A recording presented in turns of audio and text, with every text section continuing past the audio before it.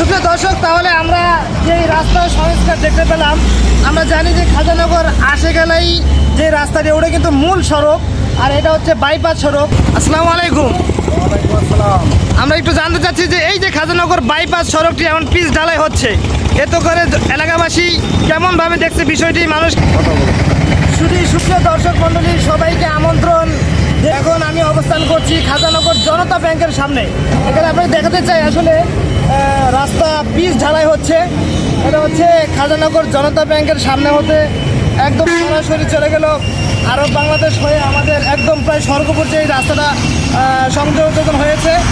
এই যে রাস্তা, এটা কিন্তু অনেক দিন যাবৎ কিন্তু পিচ ঢালাই ছিল না।